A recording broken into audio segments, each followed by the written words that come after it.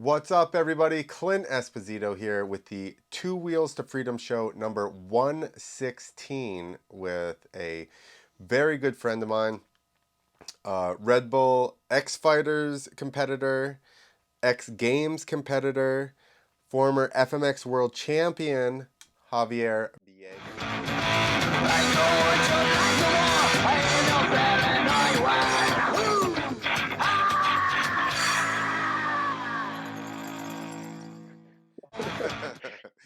um, yeah, go to twowheelsoffreedom.com and get tickets to the Two Wheels of Freedom Fest, April 19th and 20th. Are you going to be there, Javier?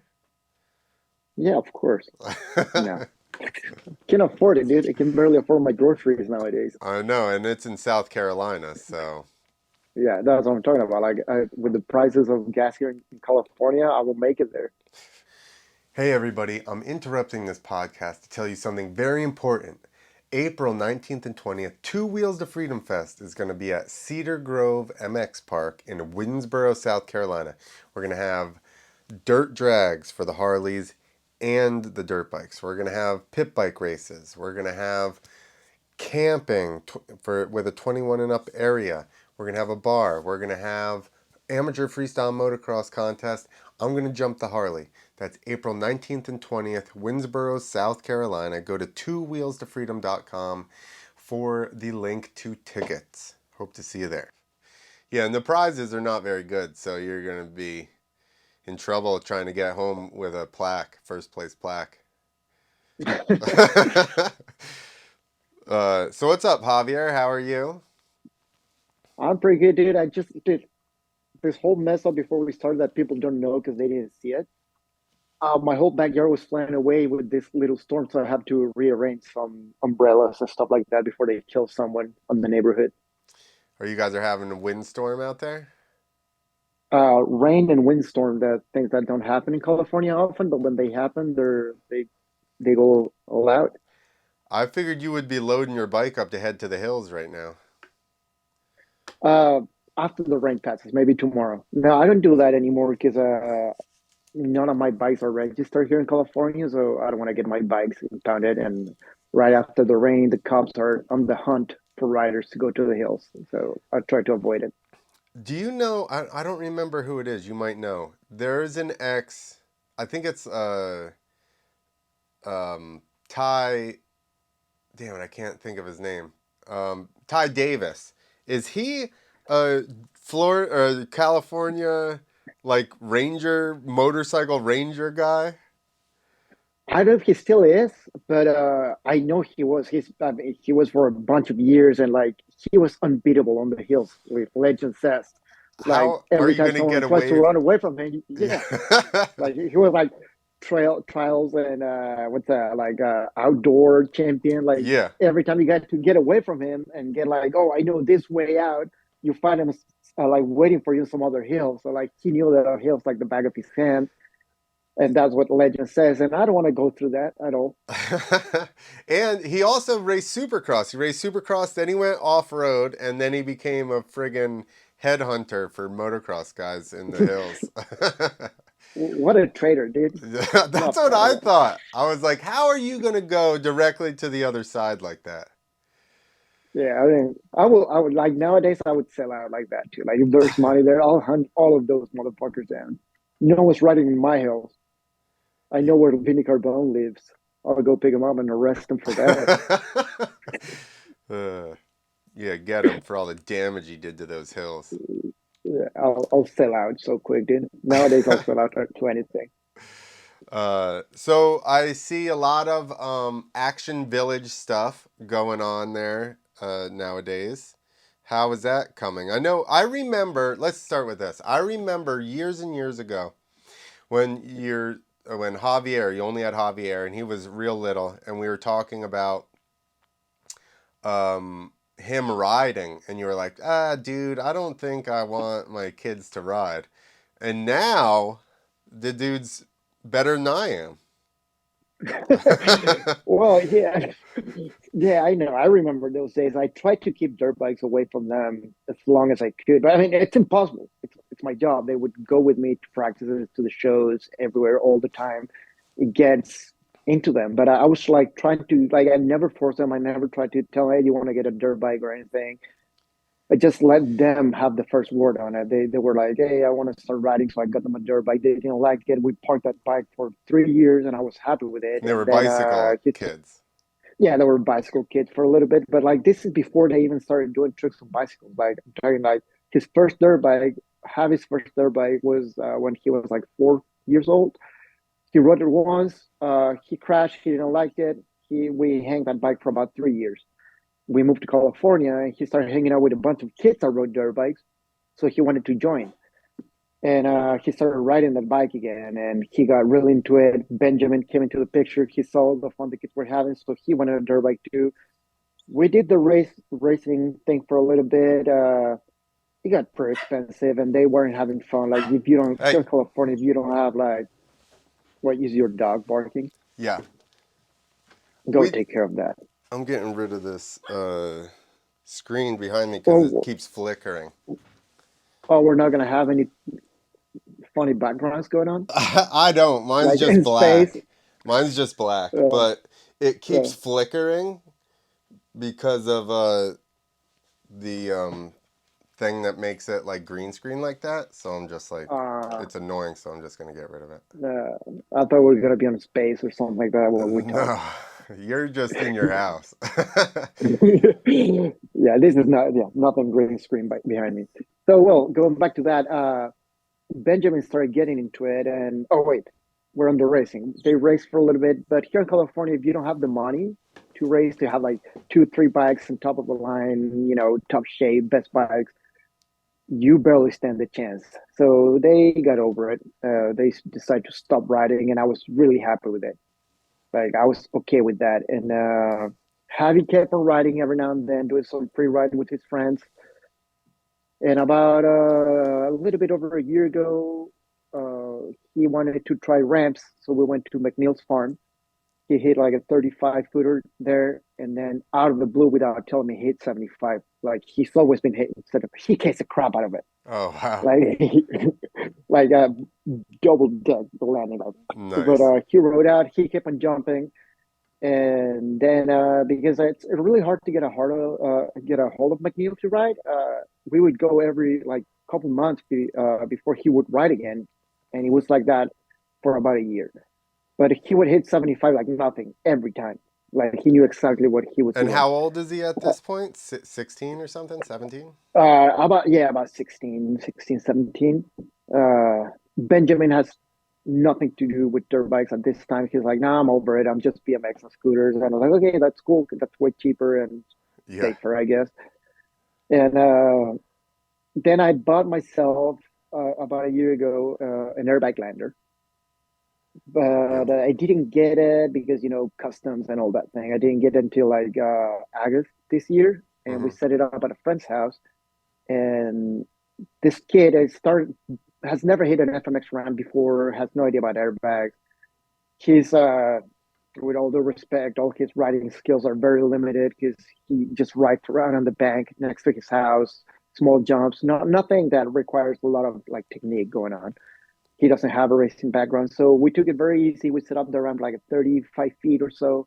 Enough, like if you go any slower than that to hit the ramp, your bike will tip over. Yeah. Like you basically coast till the end of the ramp, and even if you backside the airbag, you're fine because you go so slow it doesn't do anything. Right. And Javi's like, you know what? I want to give it a shot to this, and they started riding it, and within a month, Javi just like he's riding, his tricks blew up. Like he started Yeah. learning 2 or 3 tricks every day to the point that I was like stressing us. Like, dude, you better stop and start mastering whatever tricks you have before you keep learning more.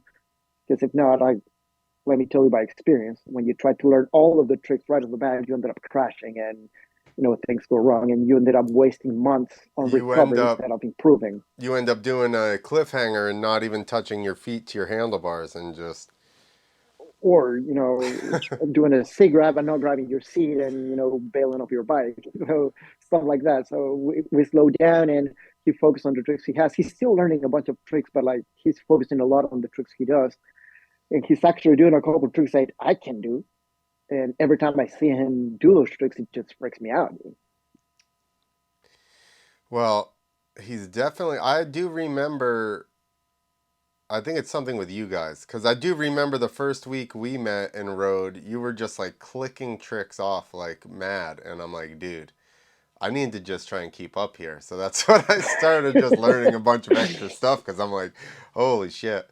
Um, but yeah, I'm Well, that's going. how I feel right now, dude. That's how I feel right now. It's like, dude, I better freaking just like it's been my motivation to ride with Javi and these other two kids that I'm coaching because they're learning stuff, and so like, dude, my motivation is to not let them catch up to me. Yeah. So when they learn a new trick, I push to learn another trick. And we did a show in November, and that was Javi's first FMX show, and he freaking killed it. He was doing all of his tricks like nothing. And from that, Ben, my youngest, was like, I would like to do that again. And Ben hasn't touched a bike in, I want to say about 4 years, at least 4 years. Uh huh. So, and the last time he touched a bike, I noticed he didn't even know how to jump anymore. Oh wow. Like he, so I'm like, dude, we're gonna have to take it easy. So we built a little tabletop where he can learn how to, take off, control the bike in the air. First day he just did that. Second day he hit his first ramp, and on the third day he was jumping to the airbag. He's still in a small gap. He's doing like 35 feet only, but dude, I mean, he's rode like a handful of times, and before that, it's been 4 years before touching the bike, and he started doing little no footers and one handers, What is and he he already on? A knows how 80? to use. He's on a super mini at a Okay. 105. That's Javi's old bike, and basically just I'm letting him ride that bike, which is he has a lot more control of that thing. He touches the ground before he can actually go to a big bike and start working on FMX. I just want him to take it easy. Yeah. No pressure for him, either for either of them. But like they pressure themselves into stuff that I wish they didn't. Yeah. But you can relate to that, I'm sure. I did, yeah, yeah. I mean, I know I did that to my parents, and and something that my wife always tells me, like, you guys are the same. Like every time Javi learns a new trick, I say, dude, you're killing out this. Oh yeah, but my extension's not quite there. Like I'm not holding the trick. I'm not doing this or that. And that's exactly how I sound every time I learn a new trick. And even after I'm doing the tricks for about a year, I still talk down on my tricks because I see the details that other people don't see. But you have to. That's what's made you what you are and me not what you are. Because I was like, would learn shit and be like, okay, I can do that. And I'm like, it kind of sucks, but that's I guess how I do it, you know. But you and even a Brody's the same way. He'd always be. I'm like, he'd be working on stuff. I'm like, you're done, dude. Just chill out. Like you've already done it. And he's like, it could be better. And I'm like, okay. And I feel the same way with you. Like you're like, I can get that better. And I'm like, I'm not sure that you can. I'm not sure that you're right on this one, but okay. I'm not going to argue with you. Yeah, yeah. I mean, that's basically how it goes with him. And so I don't tell him anything. I don't want to interfere with his process because Right. I would hate when people would tell me, "No, dude, you can't improve it." Like, you shut up. Like Yeah. that's why you are what you are, and I'm going where I'm going. Exactly. No And disrespect. but I think that he has, I mean, I know he has a huge advantage over you just because of, and I know that your dad rode, but your dad did not ride at the level that you ride at. And I think that I don't know if you got it from him or not, but you have always been very, like you said, like don't tell me what I can or can't do. Like you've always been like that. But now with your level of dealing with people trying to play head games with you and having to be mentally strong and go to events and just like put it down no matter what, I think that obviously you're going to give him a huge head start from where you even had, and even the connections that you have as far as shows and stuff like that. I mean, I've been trying to. I mean, I'm not really trying to get him into shows. Like if shows happens, good because he's going to college. He wants to be a pilot, like an airplane pilot, Awesome. and I think that's a very good career. And Ben is going the same way. So I'm not pushing the show thing. It's like if it happens, yeah, do it, get it over your system, focus on your career. If FMX becomes his career, cool. I don't see much of FMX going over the years. It's gonna. I feel it's gonna decrease. It's gonna pick up again eventually. Like every actual sport does. Like they go through waves. Right. I have that hope, mostly for my career, not for his career, for my career. But I'm letting him focus on his stuff. If shows happen, cool. I'm not trying to push it. I'm not searching for shows for him. If someone hits me up, say, "Hey, I need a non-foot rider," yeah, I'll throw him into the mix. I'd rather be there when he does shows and stuff like that. Yeah. But it's mostly I'm trying to do. We're trying to do our thing like with the Action Village, slowly building it into like a concept of shows, BMX and FMX going on together, maybe some live music. Now we all playing instruments. Javi's learned to play the drums after he played bass guitar and guitar. Ben is learned to play the bass guitar. We can set up a whole show as a So you guys are family, and like I the think it would be Partridge very family. entertaining. Yeah, yeah. I think it would be so like we can do like you'll never know what we can do. You're the We'll do South magic American tricks, Partridge whatever. family. We'll find something to do, but it's we're slowly working into that. But I much rather them focusing on their college careers and hopefully they'll become great pilots. And like he might end up doing one of those Red Bull races. I don't know. I don't know. Hopefully they don't, but who knows? Yeah, that you were like trying to keep. You're like, oh, good, go be a pilot, and then they're like doing even crazier shit than riding FMX, like racing through freaking cities or something. You're like, shit, that did not go the way I Yeah, thought it was gonna go. yeah. I feel like any path they choose is going to end up like that. So well, I don't know. They might be, they go to college to be accountant and they ended up being extreme accountants on a slack line in Yeah, between two buildings. I don't know. yeah. Something like that's going to happen. I was thinking that's their path and that's their destiny. And I didn't want to set them like that, but that's how it happened. They need that adrenaline now, dude. Like it's crazy. It pisses me off, but I was doing the same thing. Well, you got to be happy that they are at least doing active things versus being like, I mean, I guess if you are good enough to play video games for a living, there is that, but like a lot of people are just sitting on their computers. So at least your kids are actively like pursuing something and doing something that happens to be pretty cool. I mean, I'm biased, obviously, because I like dirt bikes, but, you know, um, I think in any event, and this is even with any sport, you just learn stuff about yourself, about losing, whatever. So, I mean, I think in any event, it's still a good, learning process for them. Yeah, I mean that's one of the things I always liked about them when they race motocross, they race BMX for a little bit. They did the BMX free. They still do the BMX freestyle.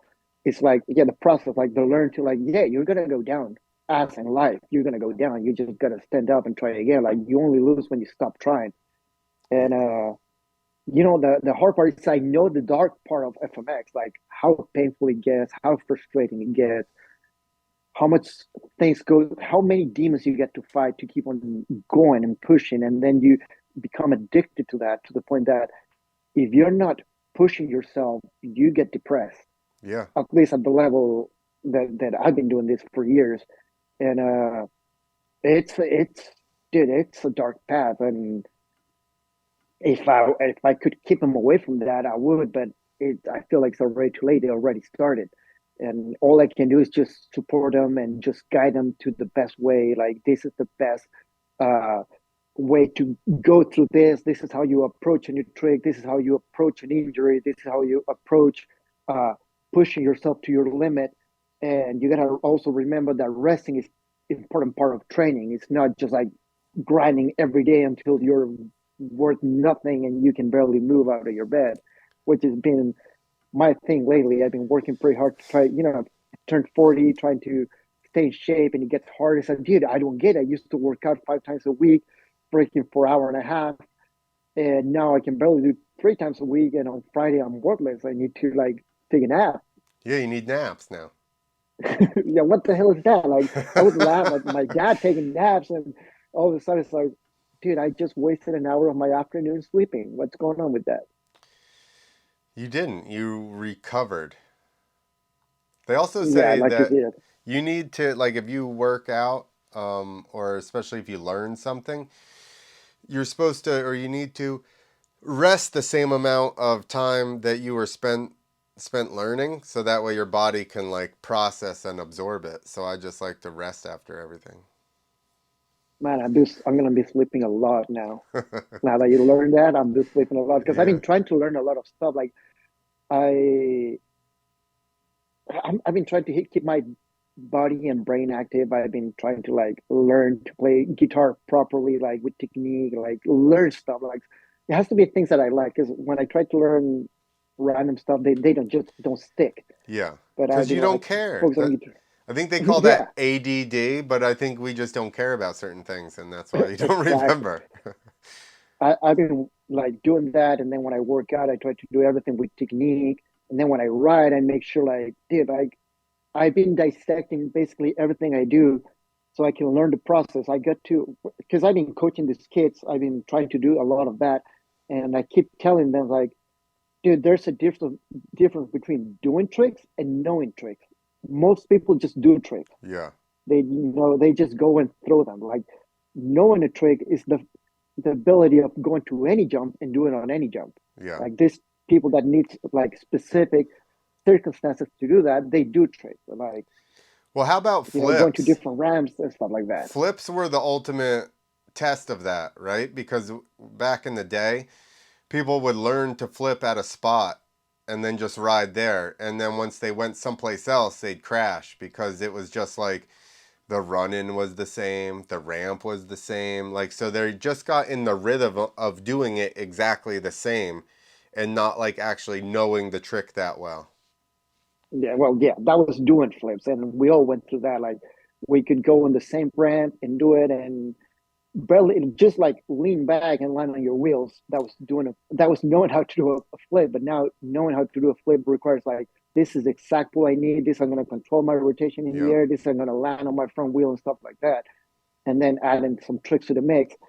And I think that's very important. Like to learn how to do your tricks is as important as just like breaking the barrier of doing your tricks. Yes, for sure. Yeah, like just getting it, doing it, and getting past that, but then making it, like you said, common, where it's just muscle memory, and you're basically dealing with the nuances of did you underpull or overpull or stuff like that. Yeah, and I went through that this last couple of years when they brought the next gen ramp to Nitro Circus because it gives you a different arch like on flying. So like all my regular tricks went to the dumpster after that. Like I couldn't do any regular tricks of that. Could flip no problem and do most of my flip tricks of that because it would flip easier, but my Is regular it tricks wouldn't steeper? work because of the bike would fly differently. Is it steeper than a traditional ramp, or is it just taller? Um, I would say it's just a little bit steeper. It's something in between a super kicker and a regular ramp, but it's Okay. also longer and taller. Yep.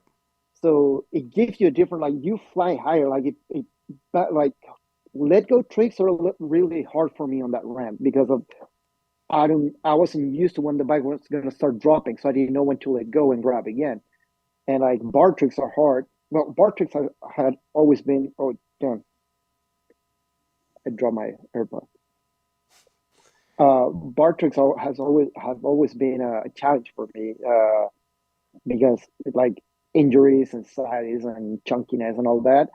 So figuring them out on that ramp was a little bit hard, and I'm just getting them. And so when the tour was over, I came back and I've been working on my bar tricks very hard on a regular ramp just to learn what's different, what I got to do. And turns out it's not only what I do on the bike, it's what I do at home, which is like eating healthier and working out better so my belly doesn't get in the way of my pants when I get my knees close to my face.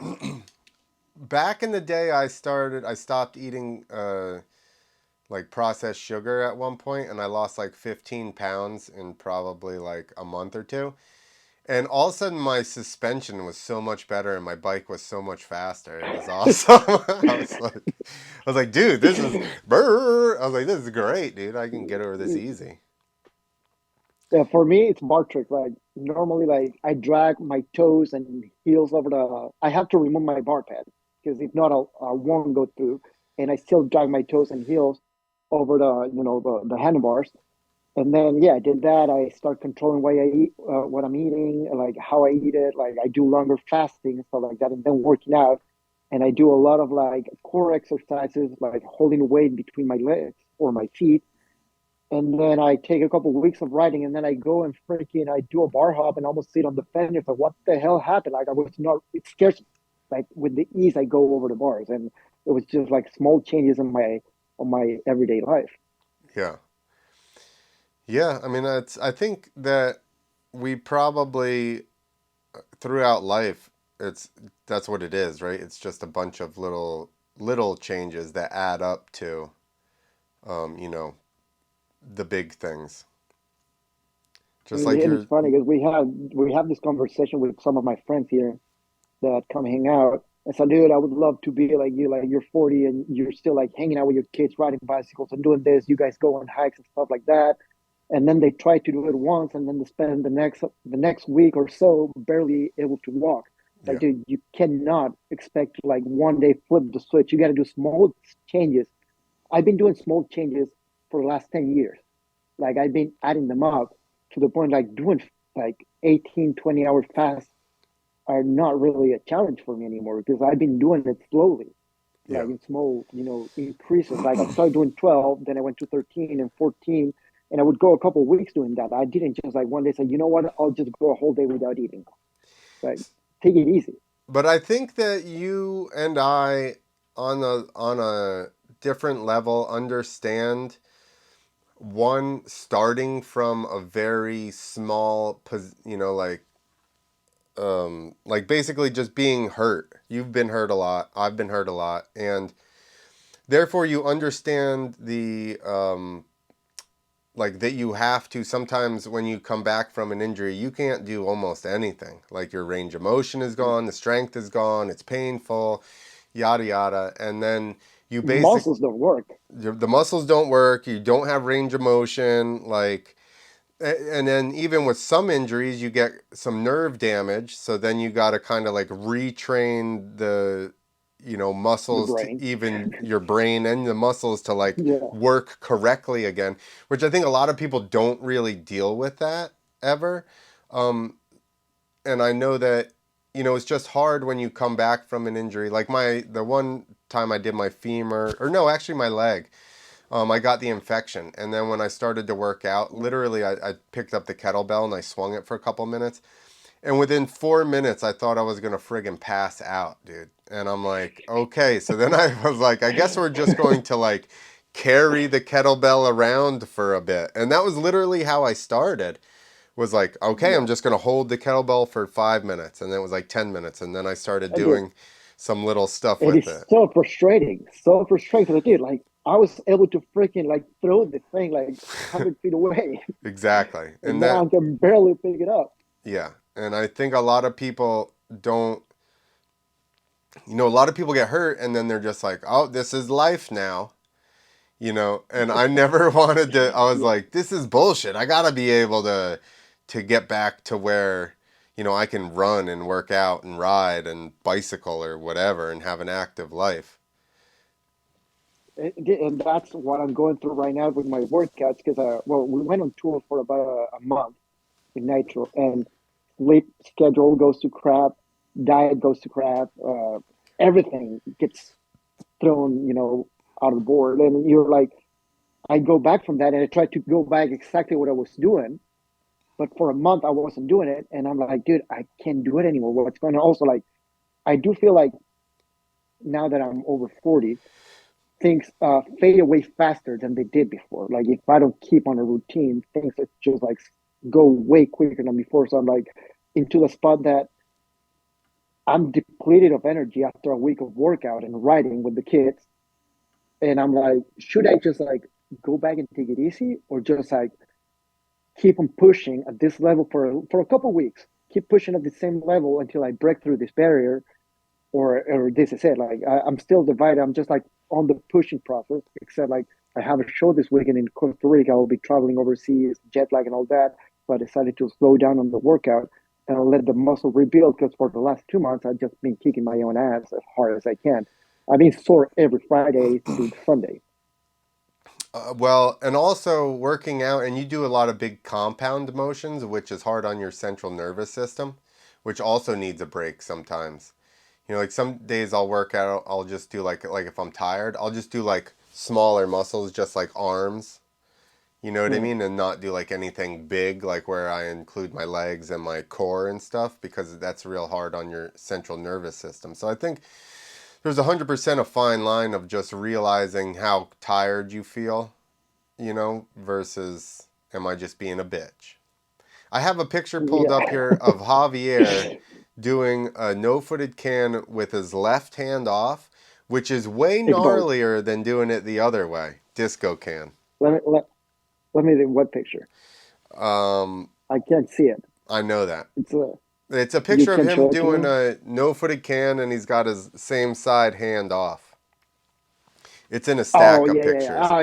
Okay. It's an old one. Yeah. It's not the one I posted today. Yeah, No. yeah. No, that when he started doing that, I was like, dude, that's gnarly. Like, Those are he scarier. looks so confident.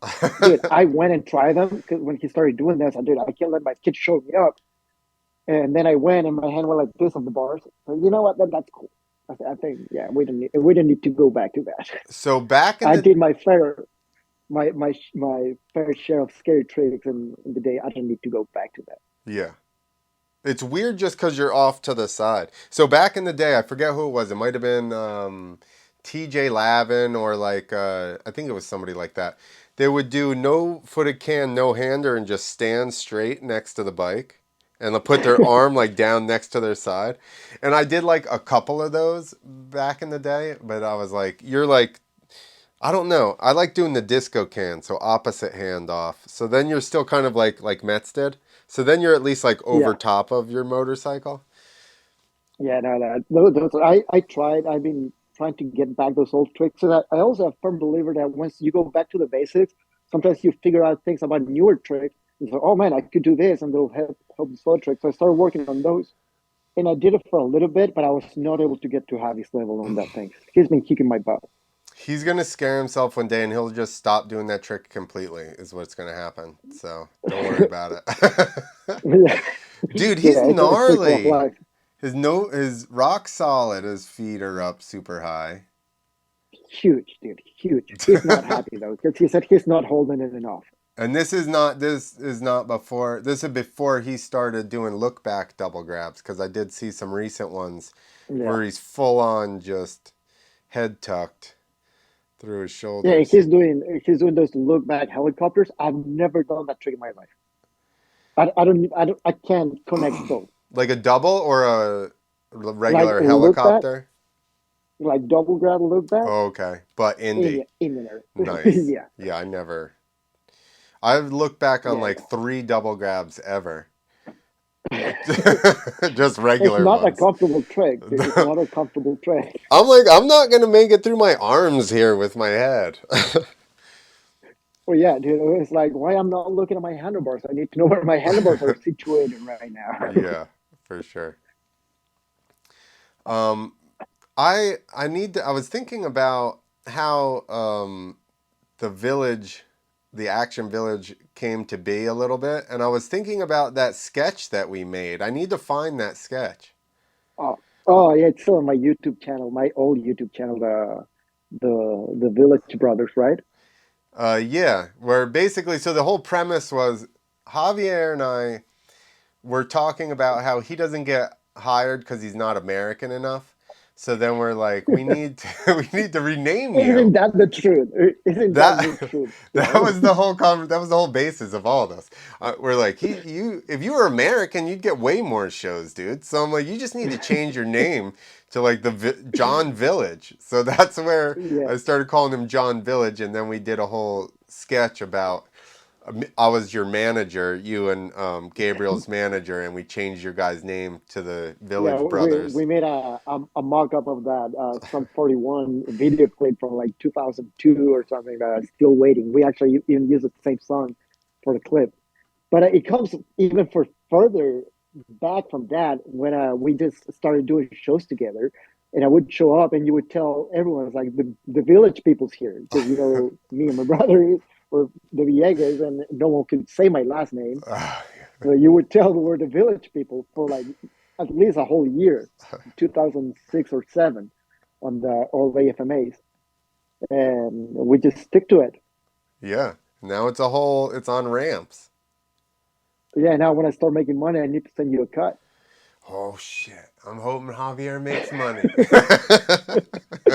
Fingers crossed, dude. Like, and going back to that thing about not being American and not getting sponsored shows, like, dude, I've been watching like the people that stay behind in the countries because I helped so many people from South America to make it here in the United States.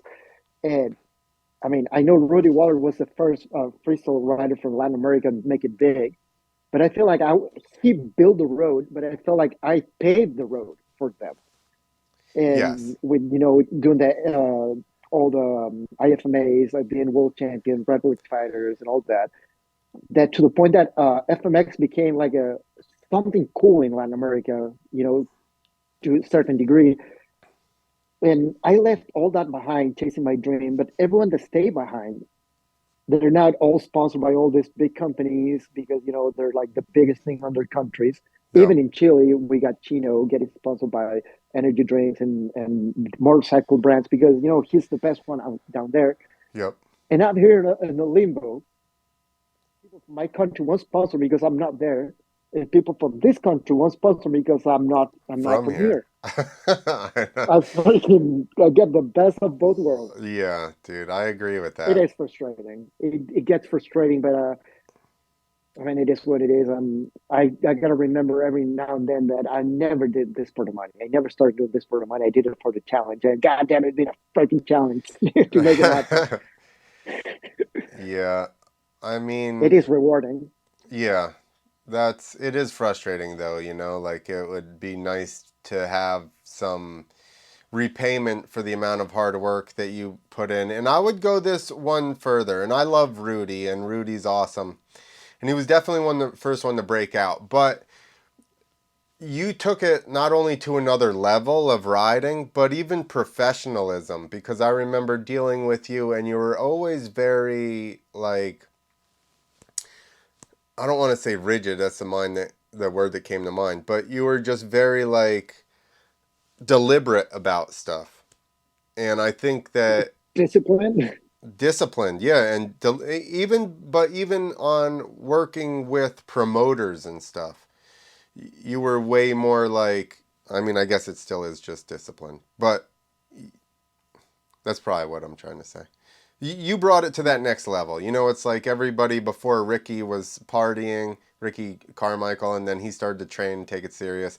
And I think it was probably the same way a little bit with a lot of riders, but and also South American riders. They were just trying to do it, and I think you really just tried to map out a plan and just be very focused and achieve a lot of things, which I think that you did. I think you've had an amazing career, um, and done a lot of really awesome events and done well at everything. No, I really needed that. Thank you, Clint. Then it's. I mean, I did notice one of the things that made a difference between me and the other South American riders. I never gave myself the option of failing. Like I noticed like most of these guys, as soon as they see like, oh, I don't know, dude, freaking United States, it's hard to make it as a Latin American rider. I'm going back home.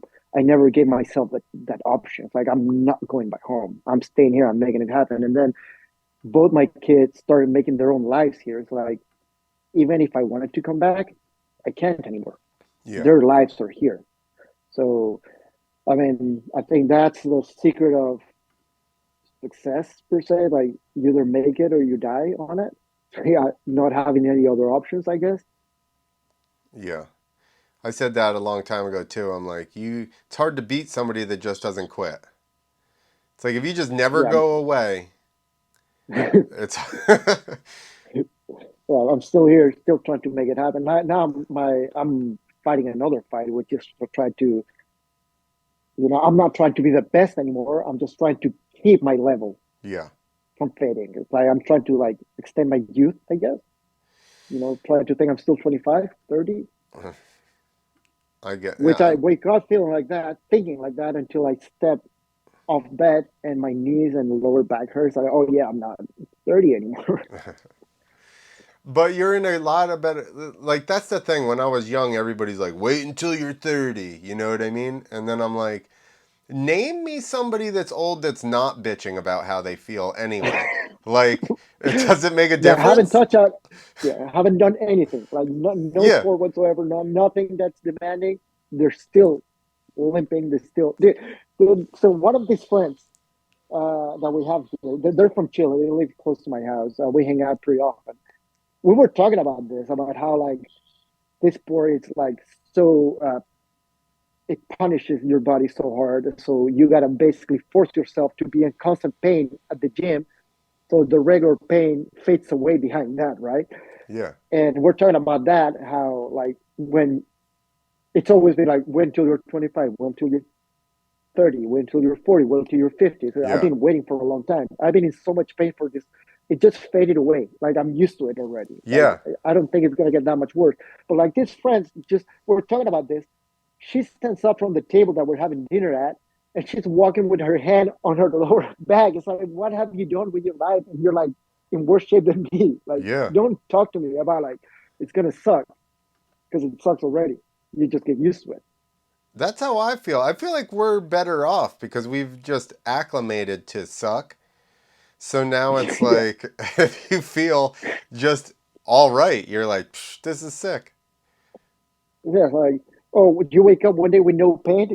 That's a miracle. That's a gift from the heavens. Like, enjoy it. Yeah, for I haven't sure. had one of those, so but I know how it I know. Bethany's like, does your wrist hurt? And I'm like, every day since is. 2002, like every single day. I do this like every now and then. I'm like, I go like that until it pops. It's like, oh, injury. It's like, I don't know, maybe. Uh, Possibly. So what yeah. do you guys I have you do you have any more stuff booked for 2024 yet?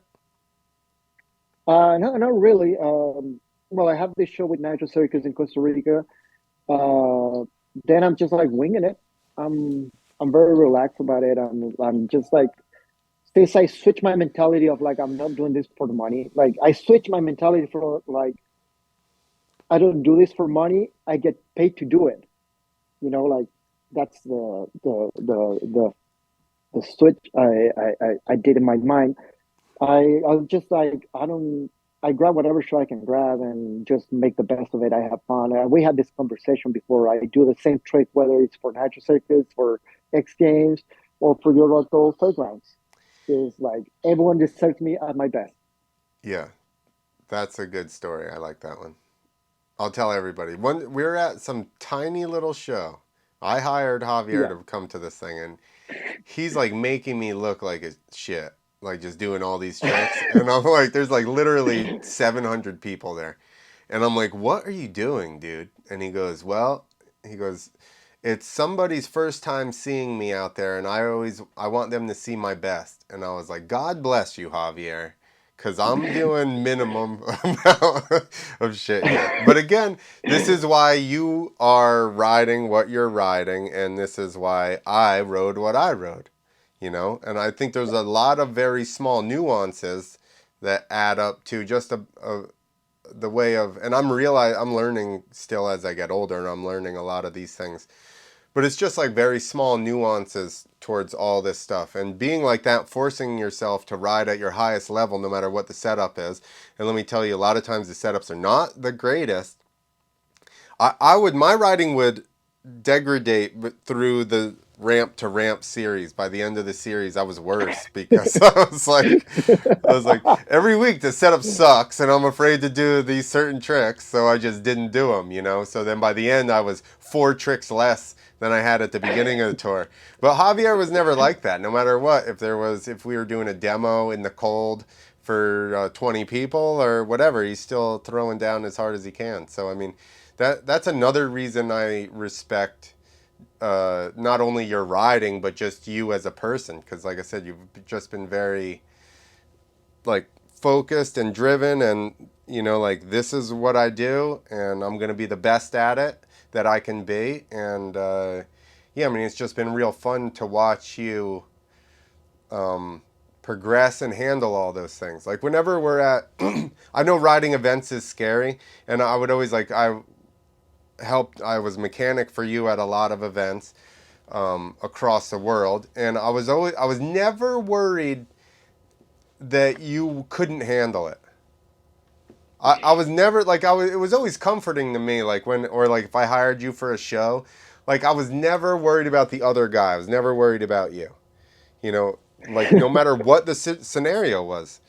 And that was one of the things I learned over the years. Like, is when all the paychecks start, like, they start cutting all the money for the shows. And there was a time I was doing like 10 grand per show, and then I'm doing five, and then I'm doing three and two, and you start getting frustrated. So, dude, like, the risk is more than before. Yeah. Like, I'm doing bigger tricks, I'm getting paid less, and then I went into that, like, you're not gonna pay me what I want. I'll ride at a lower level. And I noticed when I justificated my writing, I actually was putting myself on a bigger risk Mm. because I needed to be at my best of my abilities to write good, like to have perfect landings. I have so many close calls and crashes because I wasn't pushing my writing, because I was like writing meh. I would barely come back to the bike or case the ramp because I had my head thinking on, like, you're not getting the best of me. So when we went into COVID and I went a whole year without doing any shows and missing it, the first time I got the chance to do it again, I said, like, never again. I'm not doing this for the money. The money's not worth the risk I'm putting it doesn't matter whether it's 10, 20, 100 grand. The risk I put myself through is not worth the pain I go through when I go down. Yeah. So I was like, what is worth the risk and the pain and everything is how much fun I'm having on my bike. And when I did that switch, my riding got a lot more controllable, and the risk of accidents diminished a lot because I was riding at the best of my abilities every time. Would you not agree, though? It's like, going one more jump is always a bad idea. And Always. I think it's because you've let your guard down. Like, and I think it's the same way with riding at either your highest level versus riding at a lower level, where you're like, oh, I'm just doing these tricks. So you're not Exactly. Yeah. as hyper You're focused not and sharp. like, yeah, Yeah, you're not exactly. sharp. You're kind of being lazy And with it because you're like, oh, I'll just do a seat grab, yeah, whatever. And then you yeah. don't get back fast enough, and then you end up missing your bar. And then guess what? You crashed as hard as you would have if you did a. Tsunami flip. Yeah, exactly. So. Yeah, and that got me to a point that when we went back to from COVID and started riding again, I changed that, and I made sure that every time I rode my bike, because that gave me a taste of, like, this ride could be your last ride. You never know when it's going to be the last time you ride. And I want the last time I ride to be memorable. I wanted to, like, dude, the last time I was on my bike, I I did the ripped. best things I could do. Yeah. Yeah, like, yeah, I'm done riding, but that last ride was the best. I got to a point that even with little access to tools and little training, I still went and tried a double flip. It didn't work as good as I thought it was going to work, but I gave it a shot. Bounced off my face like 6 feet off the airbag. Luckily, an airbag. Yeah. But I gave it a shot, dude, and I don't regret it one bit.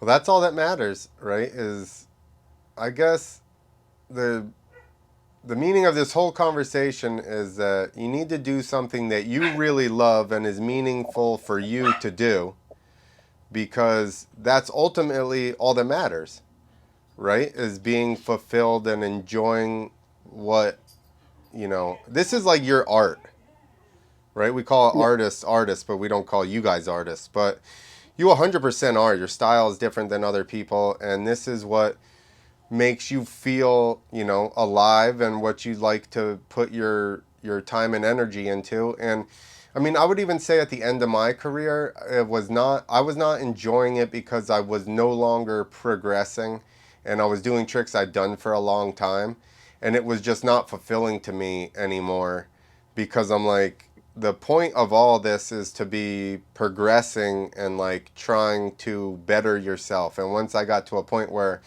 I was no longer doing that and it became a job, it just wasn't as fun, you know? Yeah, exactly. Yeah, I went through that too. When I was writing for the money, it became a job. And now I was like, dude, what's the point of learning new tricks if I'm not gonna get more money? And I Yeah. heard that from so many writers. What they told me, like professional, like top athletes, like ex medalists, keep telling me, dude, why do you keep learning new tricks? And I'm like, this is the only way I can live. Like I need to see how far I can make it. Like I thought that that was as far as I can make it before COVID, but then these new ramps came. I had access to some tools here and there, and I noticed like as soon as I have tools, I can keep improving. Yeah. And now, dude, like I've been pushing hard every day to the point that even Javi questioned the things I was doing. Like, my own son's like, "Do you think it's smart of you to be?" Because I was trying to do rock solid on our practice setup. Yep. So, like, do you think this is the right Rock spot to solid do it? flip, Like, I would imagine. yeah. Not and just a and I'm regular rock like, solid. yeah, yeah, rock solid flame, yeah. And he's like, you sure this is the right spot to do it? And I'm like, I just want to know if I can do it. It's like, I mean, it's not this is not has nothing to do with I want to do rock solid flips and shows. If I get to do it at 75, I probably will anyways. I just want to know if I can do it. I've done it off the Levi ramp or the next gen ramp. I've done it off the moon booter. And this is like the next challenge. I want to see if I can do it off a regular 75-foot ramp. And you know, that's where we are right now, and that's what keep pushing me. Like, I want to go back and practice some more because I want to see if I can do it again, if I can do it bigger, if I can control it, if I can do it without thinking about it. Because right now I'm in the spot that I have to think. Okay, step one, pull hard. Step two, both hands on the seat. Step three, let go. I Yeah. want to go through like one motion. And it's got to be way faster off of a regular ramp, correct? Than the next gen Yeah, ramp. way faster. Like on Yeah. the next gen, on the moon booter, I don't even think about flipping because the bike flips itself. As soon Mm. as you're not standing on the bike will flip. So I'm only thinking of, okay, double grab, slowly grab, let go, Yeah. done. On the leeway ramps, I can make sure the pull is right, the timing on the pull is right. I have time to set myself, let go. Yep. And on the regular ramps, It's like like, ah. yes, that's how it goes. Like, that's how, and nothing gets recorded on my brain. Like it happens so Yeah, fast. So that's take off something landing. So what the people. hell happened? That's right. That's something people don't realize. Like eventually, it becomes normal, and now you can process it, and then doing the other thing, like taking your hands off, becomes feasible. You know, but it's like now your brain has to work so fast. I had a hard time. I can't remember, but there was a couple of tricks where I'm like, my brain cannot break down what's happening fast enough for me to do it in the air before I land on the other side. I'm like, I don't know how you guys are doing all that, but my brain's not working that fast. It's not going to happen. One of my whole first month when I learned to flip, I was like heading to the ramp, landing. What Yeah, happened in between? I have no idea. dude. My first one, I did that. I pulled and literally blacked out and was just I woke back up right before I landed, and I was like, I made it, but I didn't. But It, that's the thing. It's not like there's a ramp. There's a couple seconds of blackness and landing. No, there's nothing. It's ramp yeah, landing. There's absolutely nothing in between. It went for about a month like that. yeah, Then it was like ramp, blur, landing. yeah, And it takes a little bit before you're like, okay, take off. There's the ramp. Here's the landing. Oh, I could get my hands up. yeah. It's a process. It's a But I process. think that's just I think that part. I'm sure some of it is learning to that what you're doing and slowing it down. I think a lot of it is adrenaline dump. Like that. You Yeah, know, you go at the ramp, you're like, yeah. oh, and then when you pull, you just fucking black out from adrenaline or something. uh, people Yeah, dude. wish It's they like it could doesn't go. get that Yeah, I guess much. it doesn't go through the temporal lobe, so it doesn't like. There's no time register on that. It goes like to just your spine. Yeah, It doesn't get into your brain. it's just Action. massive dump of adrenaline to where you overdose. Yeah, it's pretty crazy. So that's my spot on the rock solid flips now on the regular ramp. I was like, okay, make sure you pull hard, and I pull hard, and I'm on landing. It's like, God damn it, I don't know what happened, You got to pull and I just harder, don't like a couple. obviously, because getting yourself back, like, you slow it down. It's so here's the thing, like for double grab flips, I do have to pull very hard because as when I get the extension on the double grab, slows Mm. down my rotation big time, and I normally land per front heavy. When you do rock solid flips, you give yourself a little yank and gets you closer to the center of gravity, so the rotation speeds up a little bit. And if you pull too hard, the bike gets away from you because it Mm. rotates faster than you.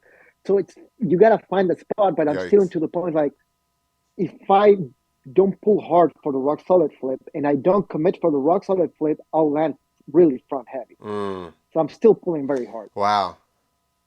Yeah, that's what my issue was with flip tricks. I was like, there is too much going on now for me to try So to much going on. figure out what So the much hell. going on. Because then it's like something you got to pull harder, some things you got to pull less. The only like real And then you trick, pull hard and you don't commit and you land exactly. on your ass. Or you pull soft and then you don't do whatever it is, like a lazy boy or Yeah. something. I did Yeah. sit down a little bit in flips, and that was the one I liked the most because you didn't really have to pull that hard. It was like kind of similar pull, and then you sat down. Dude, and that's scary too. Like, not commit to the pull. Yeah, It's scary. yeah, Because if you don't go for the trick, you're under rotating very hard. There's no way to come back from that. yep. I think the whole thing is commitment and being like, all right, we're going. I think that's one of the things about like freestyle and maybe action sports in general. Definitely freestyle because consequences are so hard, like so gnarly if you mess up. But it's like teaches you to be like set in what you're going to do. You know what I mean? You Yes, can't half-ass, definitely. especially going for something that gnarly. You got to be like, we are doing this, and it's gonna work out. Yeah. Yeah, and that's one of the things I've been teaching these kids of coach and Javi and Ben. It's like, if you want to do a trick, that trick has to be decided before you even face the ramp. You can't be deciding what you're going to do as you're heading to the ramp because the way you say yourself for each trick is Yeah. different. Like if you're thinking, I'll do a bar hop and halfway through the wrong way, say, you know what? I'll do a cigarette instead. You're going to be missing your bike for sure. I I've know that. I've done that. We've also watched a lot of people have a mind change halfway down the run in and then end up, not even making the gap or whatever. I've watched that as Exactly. well. They're like, I was thinking about what I was going to do and I changed my mind. I'm like, what the fuck?